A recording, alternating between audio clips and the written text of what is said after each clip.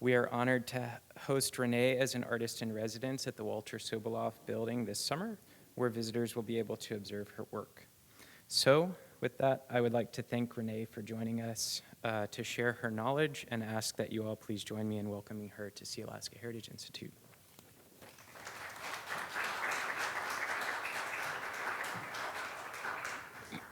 Goodness, Cheech, for that warm introduction and welcome. Are you all able to hear me? Great. Okay, I will definitely speak louder. And I actually can speak loud enough that I don't need the microphone and you all could hear me back there. Tl'aagunk Renee Culp. Tl'aagunk is my Tlingit name. It's my indigenous name. Renee Culp is my taxpayer name. I am Chookaneidi Eagle Bear from Glacier Bay, via Huna, currently living in Juneau. I'm the daughter of Kahtushtu, Wanda Culp. She's here with me today. And Patrick Culp, who is, I hope, watching long distance from Missouri. Thank you for being here with me today. I appreciate that you're spending the time to listen to this story and the meaning of this blanket. I chose to bring this story forward at this time in memory of my late uncle, Robert Loescher. He shares the name, holds the name Kahtushtu, an ancestor of ours that you will hear about later in the presentation, the purpose of this blanket. I'd like to acknowledge and thank my Chookaneidi family for being here today. I appreciate your presence. Our strength is known when we're together. I ask for grace and forgiveness if I make any mistakes. It is not my intent to insult or have errors in this presentation. I only present with love and gratitude.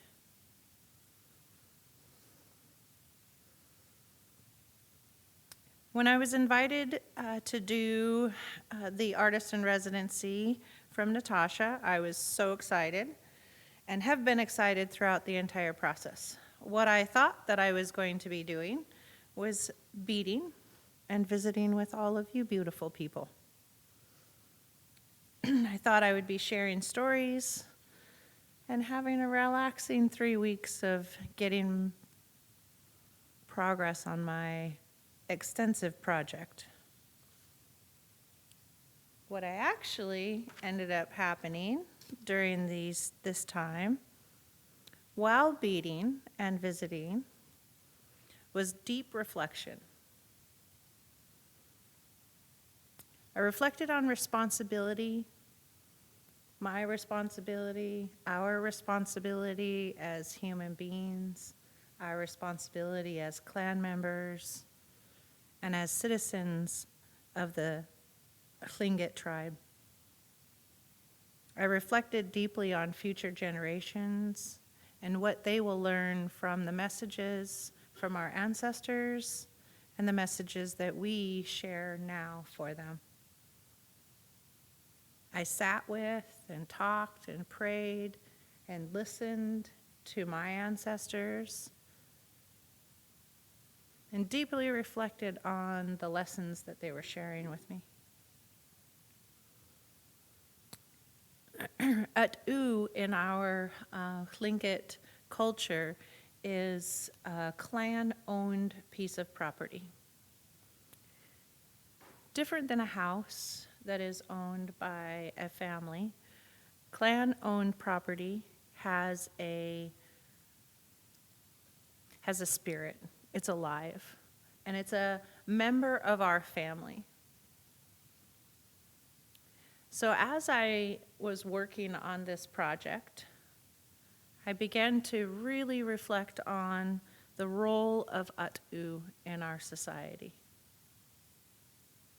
I began to reflect on the depth of meaning of what I was creating for our people. So I definitely enjoyed beading. However, there was so much more involved, going home exhausted every day.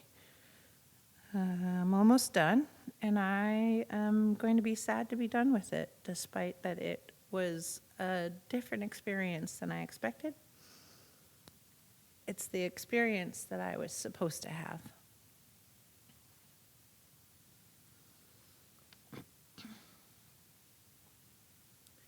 Before spoken language, symbols and hand gestures were how we communicated with one another. Symbols have very clear communication, like these ones on the screen. You know immediately what the symbol says, what it's being communicated by the person who's presenting it. And symbols resonate deeply and immediately to our core. Author Brisbane, in 1911, a newspaper editor, said, "Use a picture. It's worth 1,000 words."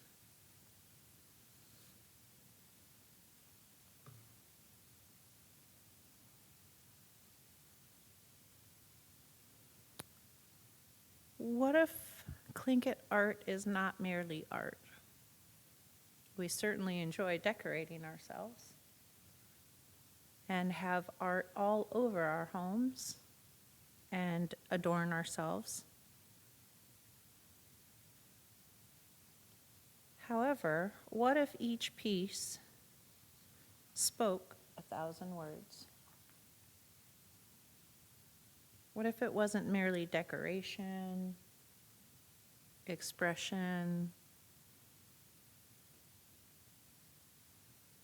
impression, or replication? What if it shared many stories?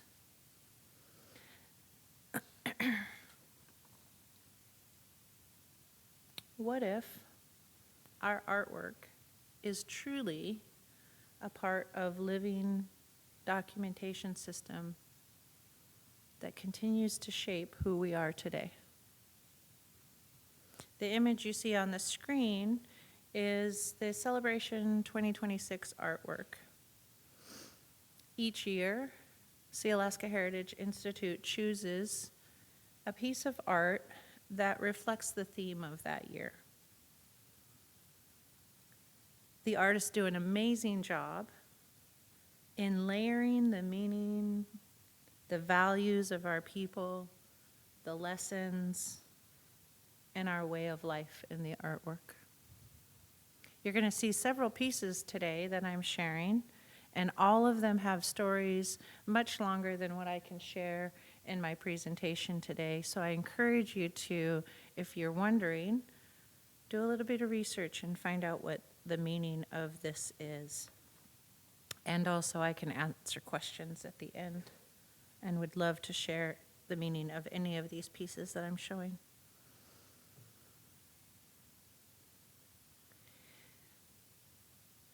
Our artifacts are the things that we are creating. These pieces are often referred to as artwork or simply art. And they are, but they are so much more. Kutias, the Tlingit word for what is commonly known as totem poles, tell stories, show and depict lineage, honor events and people, identifies whose land you're on, and so much more that it would be a full lecture series to really identify the meaning of kutias in our society. All kutias are carved with meaning. This particular one, as you may have noticed when you walked in, the Tlingit Raven cycle, there's a lot to this particular totem pole, but I would like to share just one small meaning that is wrapped within what you're seeing. In the story, we see the complexity of the way in which Tlingit culture places value on feminine strength. The matrilineal passage of moiety is mirrored in the mother's passage of raven into the human world. It reminds us of the women's ability to connect us with the power of the natural and the supernatural, the power of the sun, to generations past and future.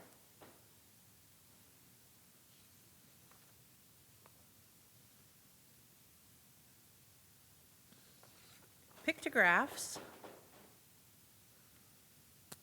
are ancient forms of communication. We all enjoy running into these special pieces of art that were somehow carved into the side of rock. Mostly these were boundary markers. If you found them on the beach, you would identify which area you're entering into. But also at times, these were memorial markers. If you found them in the woods on a rock, it might be where an icht, or what is commonly known as a medicine person, might be buried. So as you can see, since we first started communicating through symbols, our symbols, our art wasn't just merely a piece of art on a rock. It very much had meaning and message, and certainly these ones were boundary markers.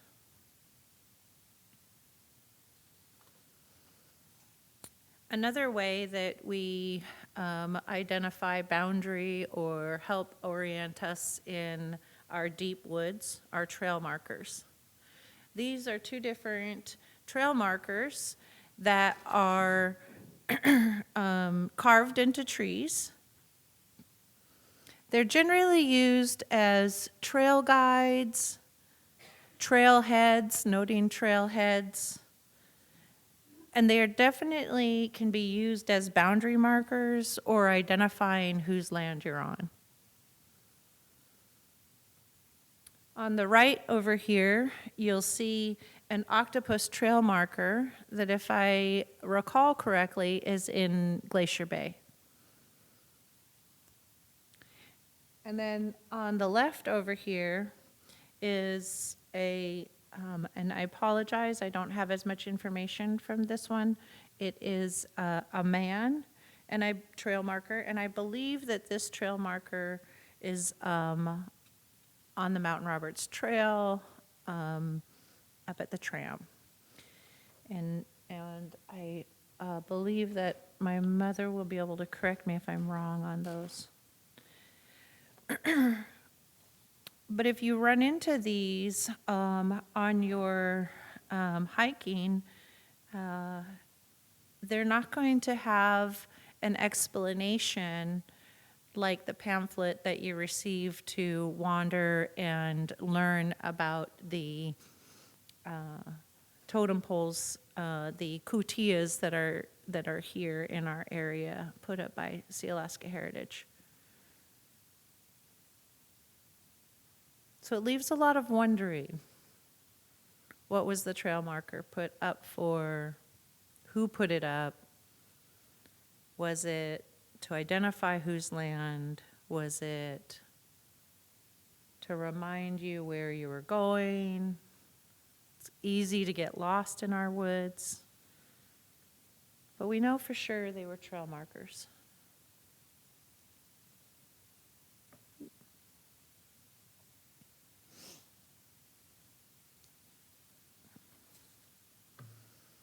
This beautiful mask was created by Allison Bremner Marks.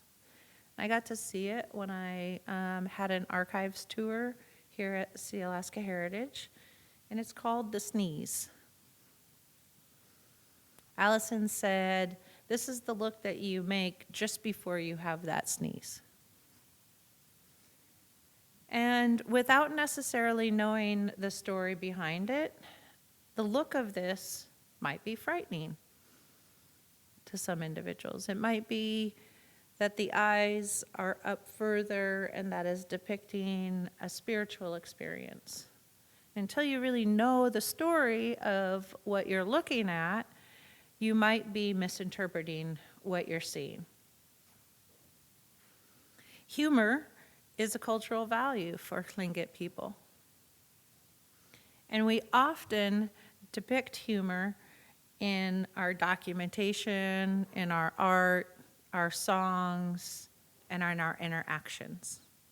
It's said if someone is teasing you, you know they really like you. You're okay in their book. Humor is something that helps us move forward in our life.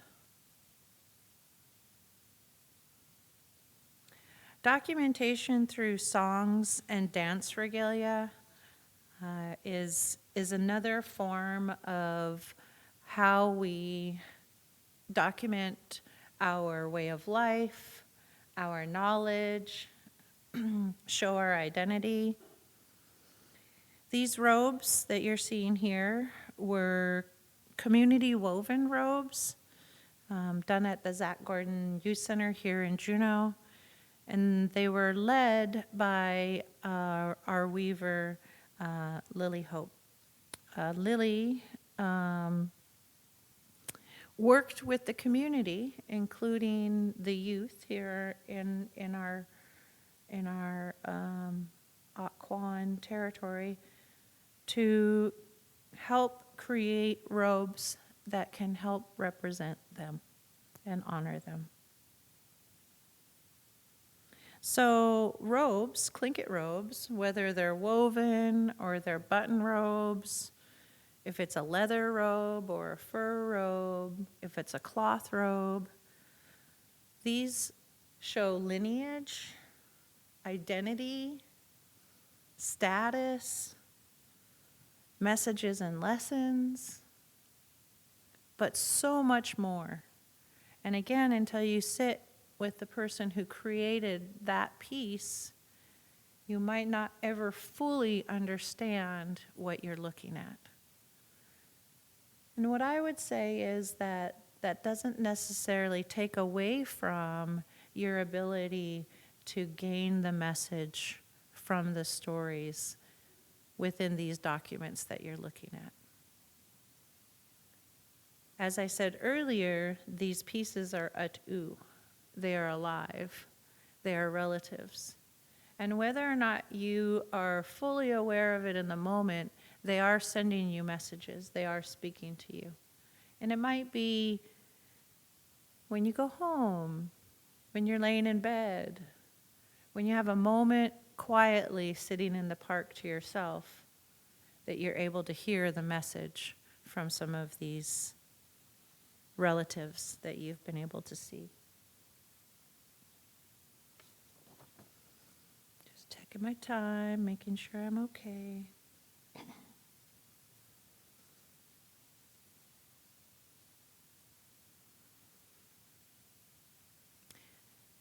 Some pieces may not appear as artwork at all, but the symbolism is expressed deeply.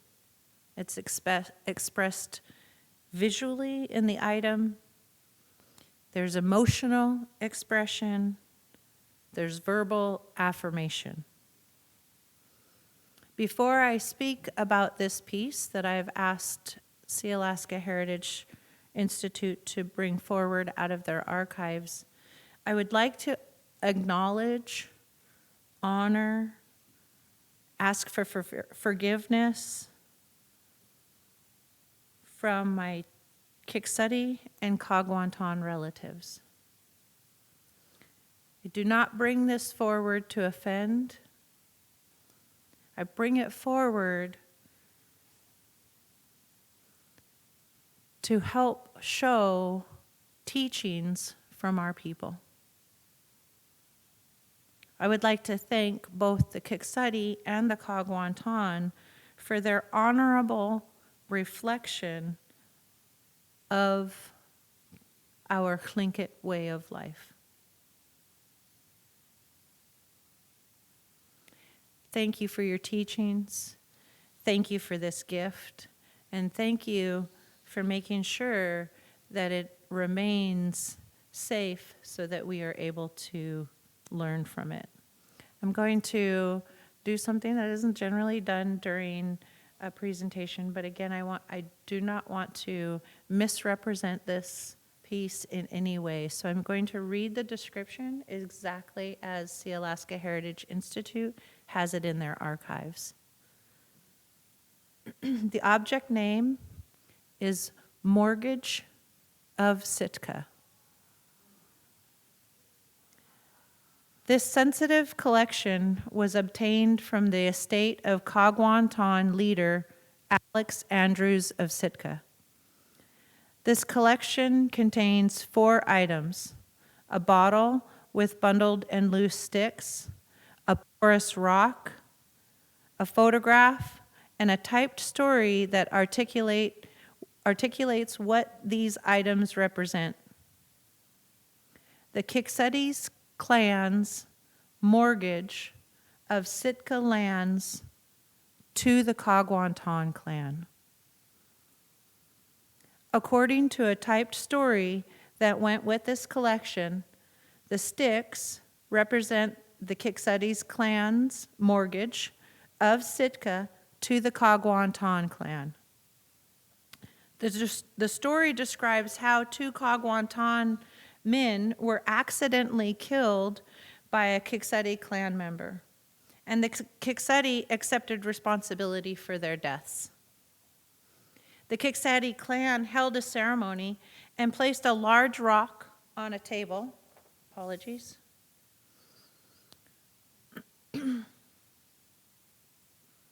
And said that it has symbolized their land. They then placed on the table a bundle of short sticks tied together with fish line and said the sticks represent their clan houses. They then placed on the table a bundle of short sticks. Sorry, I just read that over again. Finally, they presented another bundle of sticks tied together by a strip of calico that represents blankets and symbolized wealth. The clan acknowledged they would repay their debt stick by stick. The mortgage held by the aggrieved clan has not been repaid. The rock and bottle of bundled and loose wooden sticks are from the estate of the late Alex Andrews of Sitka, a Kahtushtu clan leader of the Eagle Nest House. I bring this one forward today to display that our artwork and our artifacts are not merely art. They're not merely artwork. They hold deep meaning. Deep meaning. And until you know what that meaning is, you have no idea what you're looking at. I saw this, and fortunately I had the title, Mortgage, which piqued my interest because I know that our pieces of art can hold deeds. So I was like, what is this? But in just looking at it, you would wonder, what is the rock? What are the sticks? Why in a cur jar?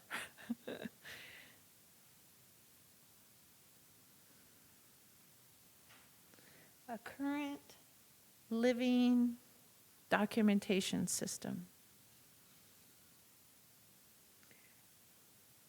The mortgage of Sitka is on display for you to look at later after the presentation.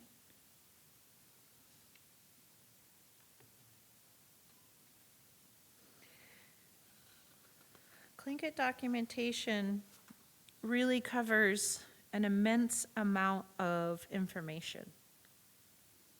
Takes care of a lot of our legal issues, our social connections, uplifts our way of life, teaches our values, so many things. I'm not sure that I could even fully list them all out in English because that's not how we thought. I would have to list them out in Tlingit with assistance. But I also wanted to show some parallels there to documentation that is not in our society.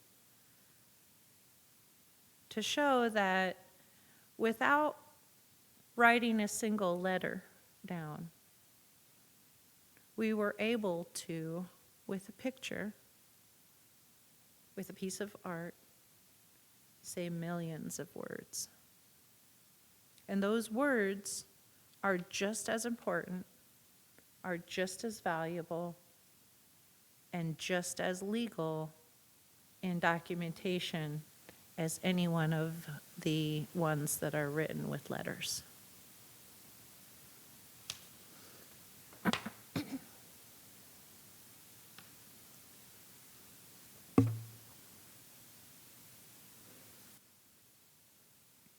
showed you a real old piece, the Sitka Mortgage.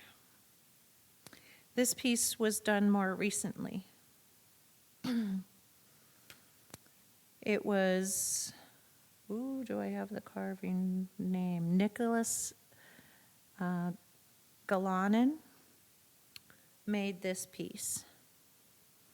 It's a bentwood box, and the title of the bentwood box is Atu, inside a closed container. Our documents are not relics. They are alive, they carry responsibility, they teach, they guide, they inform. They remind us of what history was like in that moment of time. I'd like to read the description of this box to ensure that I do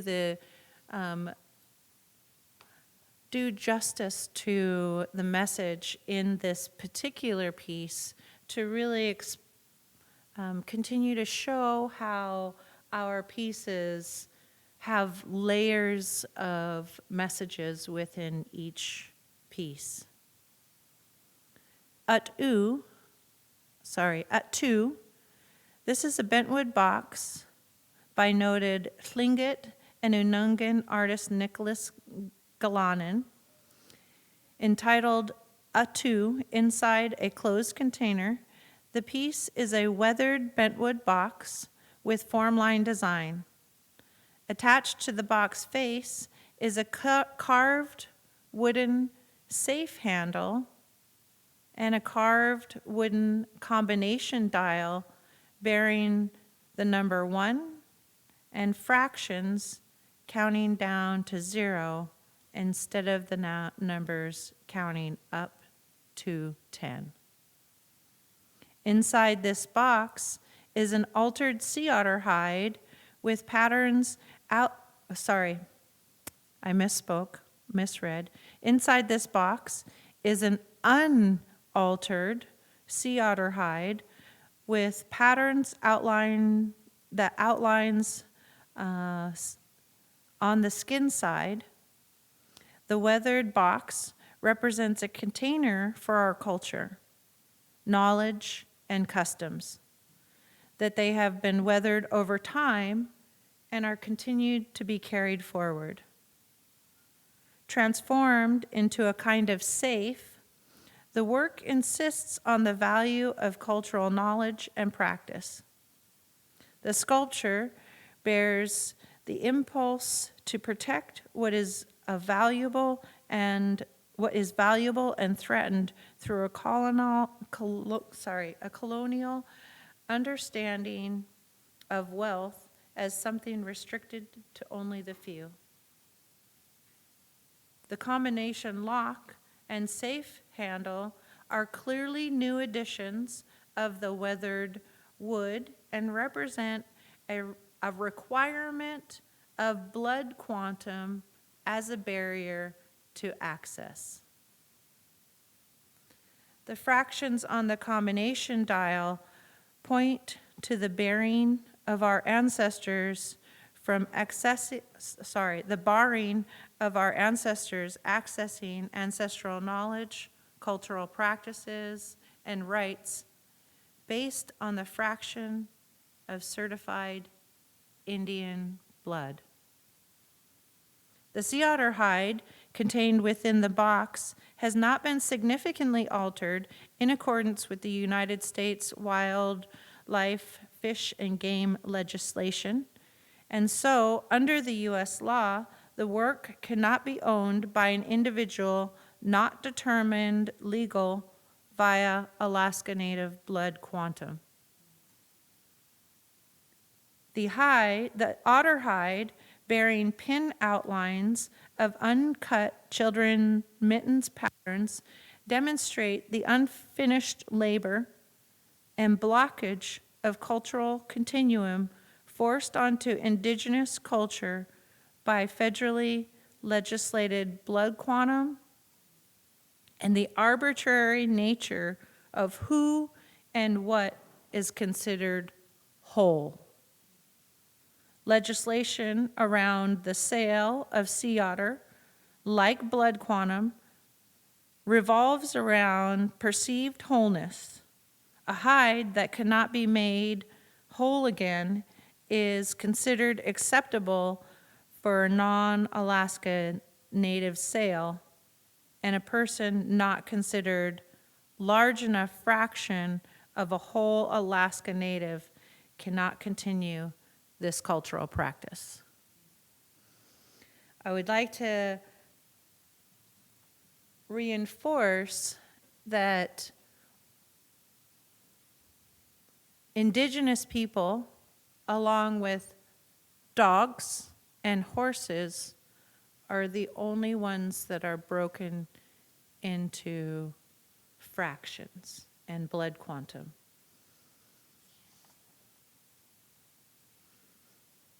This box represents our moment in time in history right now.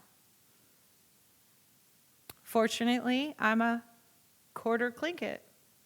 I make that legal mark according to the U.S. government.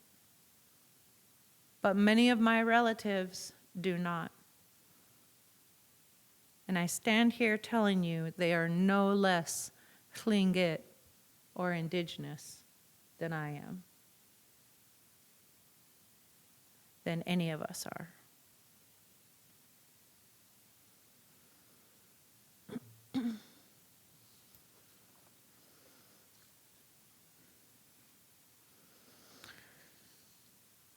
Artwork are living relatives who carry stories and knowledge across generations, sometimes centuries. During my residency, I learned that Kahtushtu was one of others who fought and killed a giant octopus. It surprised me for only a moment, and then I remember our elder, Dr. Della Cheney, who says, of course we have the same experiences, we have the same tools.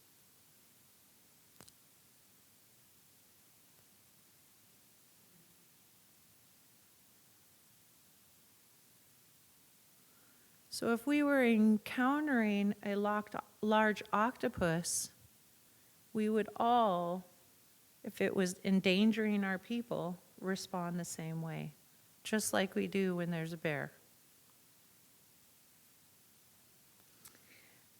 I'm going to briefly tell the story of Kahtushtu fighting and killing the giant octopus. I would like to acknowledge that this story was passed to our clan from Eva Davis.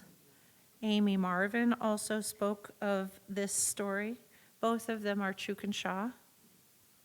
Catherine Mills of Hoona also shared this story directly with my mom. Lily White, Chookaneidi of the Cedar House, shared this story and helped us carry it forward. My mom told me of this story as we were grieving the loss of my uncle,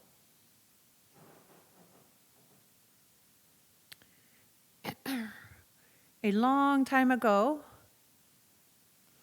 before the last ice age surged forward on our lands, we were living in Glacier Bay, beautiful country that provided for all of our needs. The resources were great in Glacier Bay, very much like around Southeast Alaska. It was our homelands. Just right outside Glacier Bay, there are Porpoise Islands. And outside the bay at the entrance of our bay, near the Porpoise Islands, there was a giant octopus that was wreaking havoc with our people. In today's waters, giant octopus get in the excess of 600 pounds. And during the time of story that I am talking about, animals were significantly bigger. I can't even imagine how large this octopus that I'm speaking to it could have been at that time. Kahtushtu,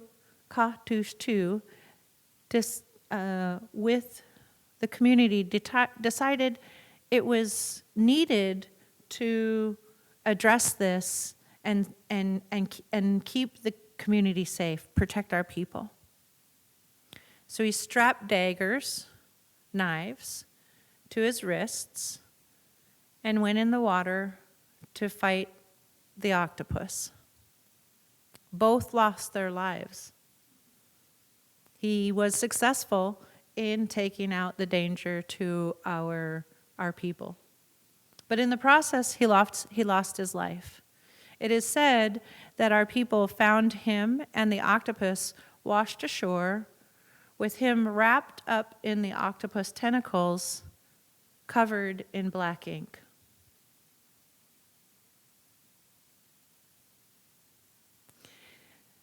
This ancestor, direct ancestor of our family, made the ultimate sacrifice in protecting our people. Glacier Bay holds traditionally 4 clans, not just the Chookaneidi. Kahtushtu did not just think of his direct family, his immediate family, or his clan family. He thought about all of the people in Glacier Bay. He thought about all of the people who come to visit us in Glacier Bay. And he sacrificed his life knowingly to ensure that our people would be safe.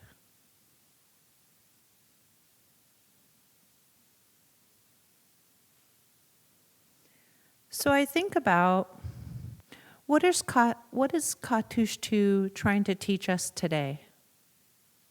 This is a lot of what I've been reflecting on during my residency.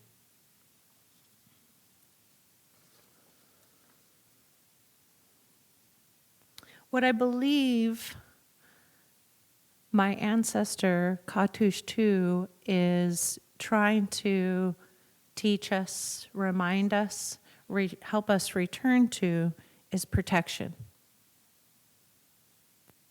Not power and dominance, but service, sacrifice, accountability, and love. Protection for the community, protection for our elders, protection for women and children, protection for vulnerable individuals, protection for our future generations. This is indeed essential for survival and health of our people.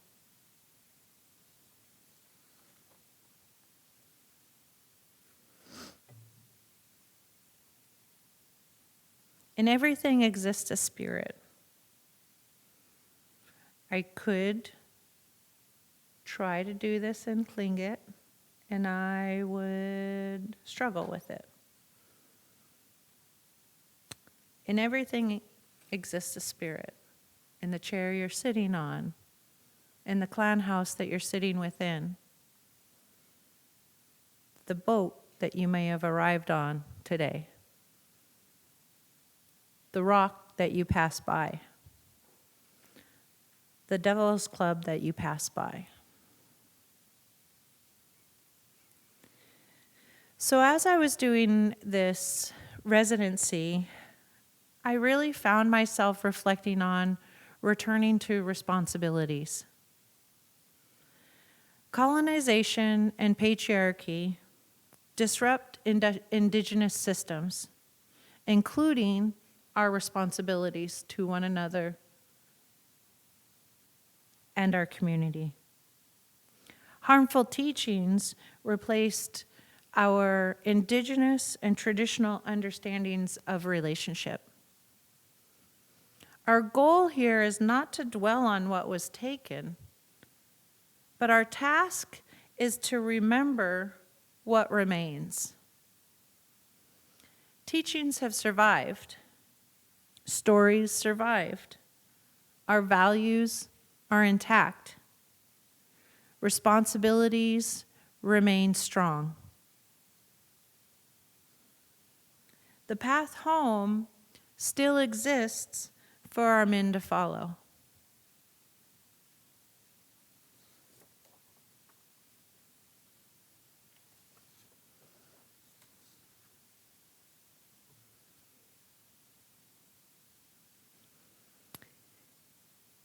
The Kahtushtu robe is coming into being. I can feel its spirit coming alive.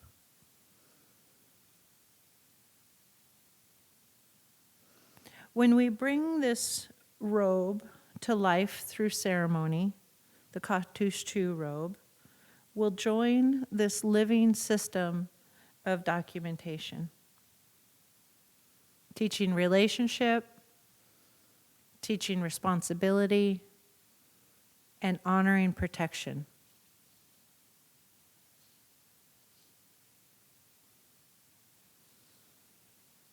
I wonder, in the next 7 generations,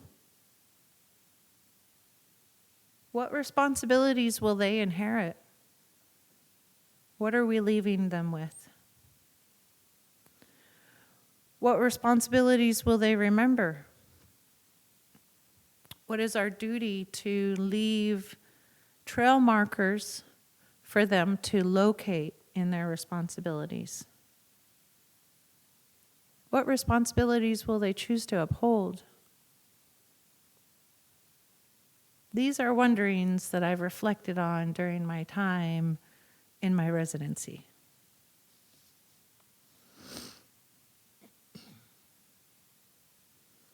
I'd like to leave time for comments and questions. We have about 10 minutes, 15 minutes to chat and offer any questions or comments. And I believe our support team is going to grab a microphone and bring it on over. We have my mother over here who's got some comments, questions maybe. Ganashish, Mom. Ganashish, my baby girl. A little bit further comment and clarification. You see the vest she's wearing. My mom made these for our family. If you see anyone wearing this, you know that's my bloodline right there. Eagle in the back, and the brown bear signifies Glacier Bay, of which there are other brown bear clans, families within Southeast Alaska, Angoon for one, Wrangell, I believe, another. But the blue by the eyes signifies Glacier Bay. So you see how symbols can take us home. So I ran into someone in Sitka who came up to me and said, I'm Chookaneidi too. I was a granddaughter I hadn't met because of wearing this. So this is how deep our identification goes. I just wanted to mention that. Thank you for bringing this up. Ganashish, Indigenous as we are, we belong to Glacier Bay. We come from Glacier Bay. Each one of us sitting here indigenous to some place. And we're wanting to bring our living cultural existence into reality because we're still here. And we have a lot to say as our Glacier Bay is being actually taken over through industrial tourism. So we don't want to lose our face, we don't want to lose our voice, and we also have to gain control of the madness going on in there. Just saying, geez, thank you.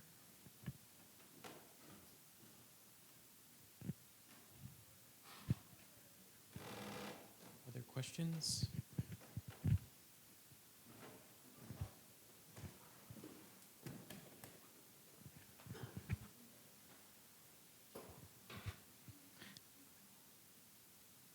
Just a question about your last slide. I came in late, but that was really intriguing to me. And the middle one, what responsibilities will they remember? And you're talking about what are the trail markers that you set for them to remember. And I wonder if you have, I know you've been working with youth a lot and in the arts a lot, and I wonder, what are the kind of trail markers that you have identified as maybe those are the ways to go, or that looks promising? Wonderful question. Thank you. Yes, I have the beautiful, fortunate honor of being able to work with our youth. I very much believe that we believe that they are the ones who will be caring for our world in the next 7 generations. And that means when those 7 generations are done, the next 7 generations and the next 7 generations. Trail markers, I believe, for our youth include many things that have been created already by our people and that are being created right now. Sealaska Heritage Institute is dedicated to preserving and showing, maybe not preserving is the right word, but displaying and providing a home for our living culture.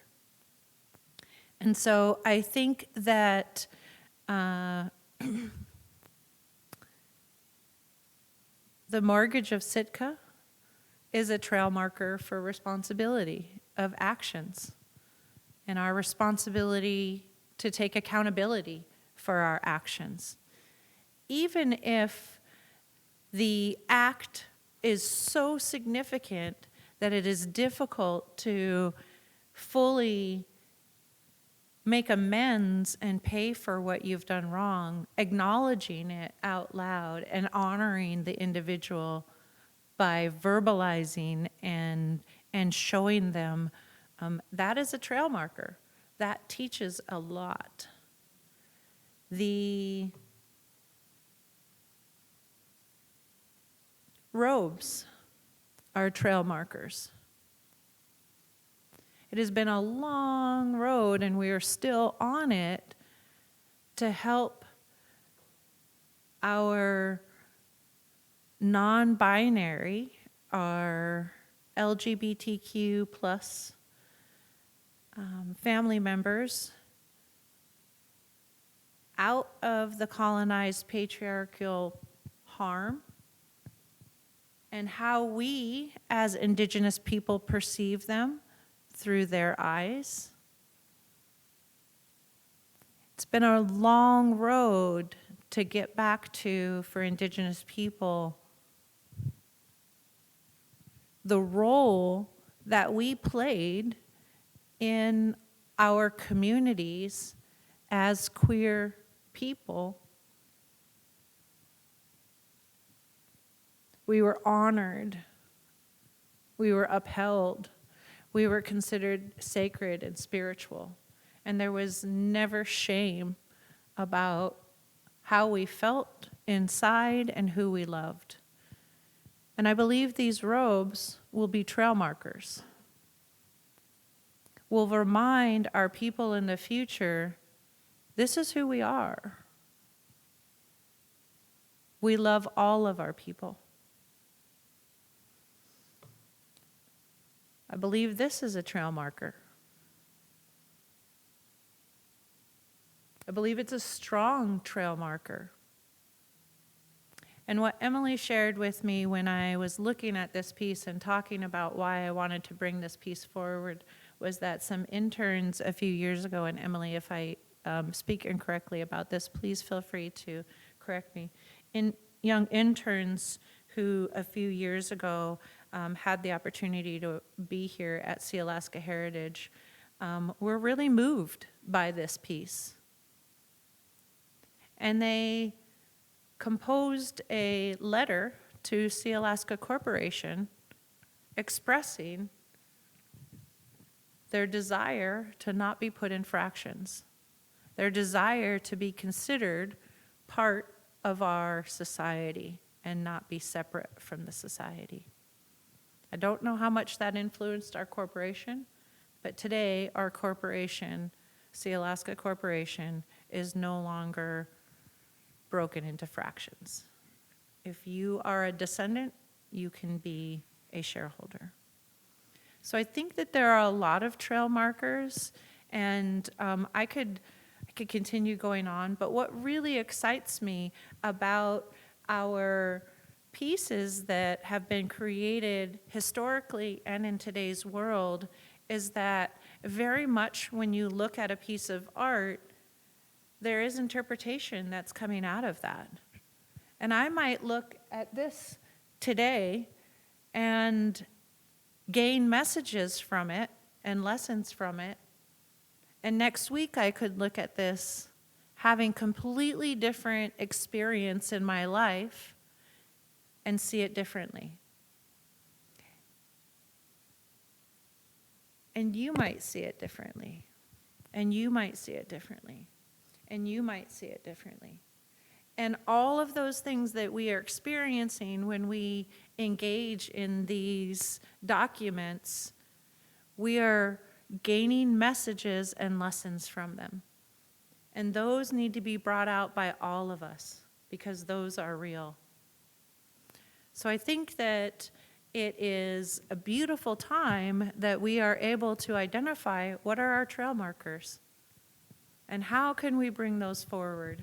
And what I see our people doing, Sealaska Heritage Institute does it wonderfully, is showing our people and our guests what our trail markers are. Thank you for that question. Other questions?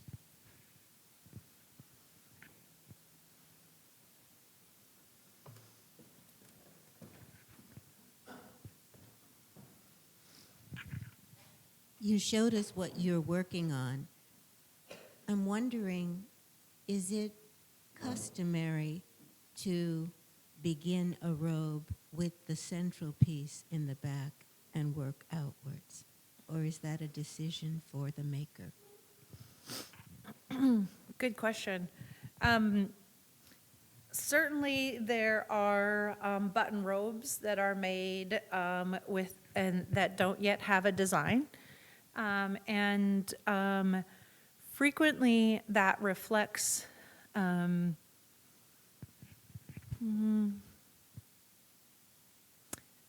disconnect from our culture for that individual, and that they have a button robe on them is displaying that they are reconnecting with our culture, yet they haven't had the opportunity to obtain a design for their robe.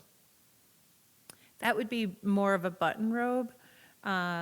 For woven robes, 100% the design has to be decided on before you start working on it. It has to be drawn out, graphed out, those kind of things. When I decided that I wanted to make a button robe, I knew I was going to be creating the beaded piece first because that's the greatest amount of time. And without the beaded piece, I could do the robe, but it's just a robe. It doesn't have the spirit, and I don't mean just a robe, but it doesn't have the Kahtushtu's spirit in it. And so those two pieces needed to come together. So I would say both, that there are many pieces that are made that don't have a central design yet, and there are pieces that the maker, the artist, has this desire to create it, and then, yeah. And so I've already bought the felt for the robe and all of that. It just will be the last thing that I do when I'm done beading. Yeah, great question, thanks. Yeah. I think we probably have time for one more.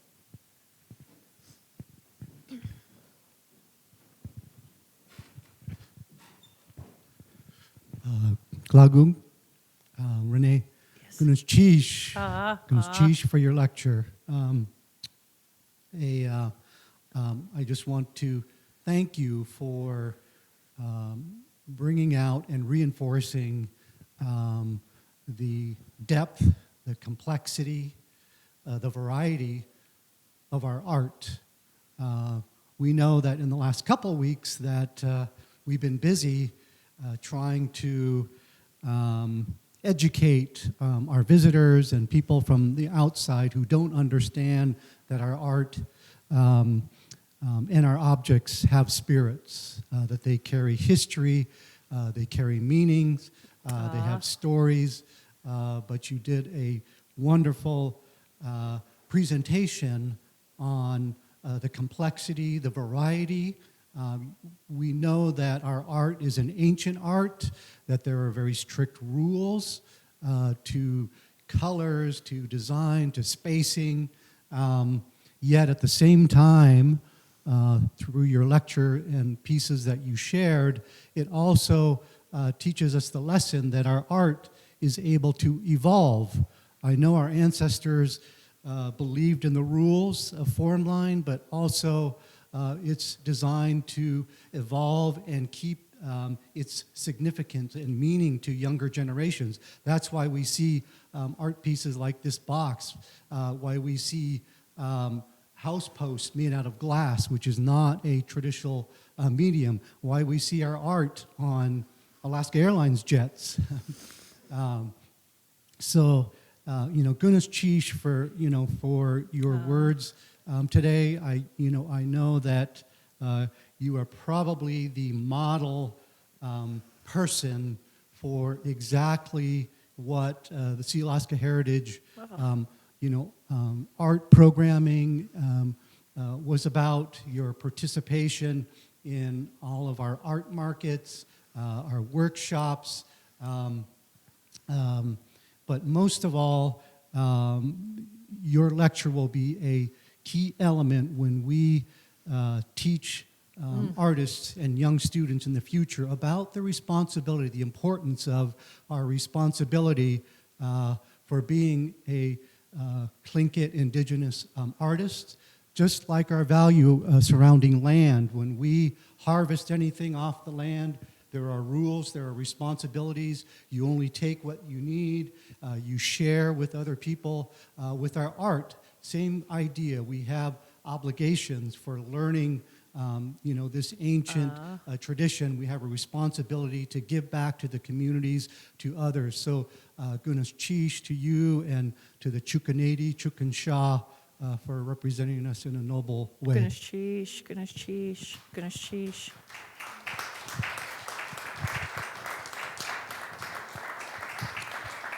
I briefly would like to end by saying Gunas Cheesh to Sealaska Heritage Institute and the wonderful team that took care of me during this artist in residency. I would like to say Gunas Cheesh to my ancestors for being with me on this journey and never leaving my side. I would like to say Gunas Cheesh to my mom and family for helping me identify that this is the project that needs to come forward right now. I would like to say thank you and Gunas Cheesh Hawa to my wife for standing with me while I'm doing this crazy journey of this project that I have no idea how long it will take me. She's right there with me.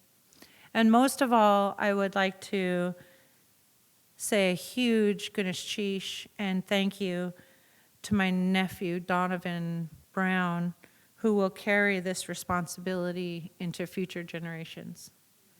Gunesh Cheesh to all of you for being here with me today and listening to my words.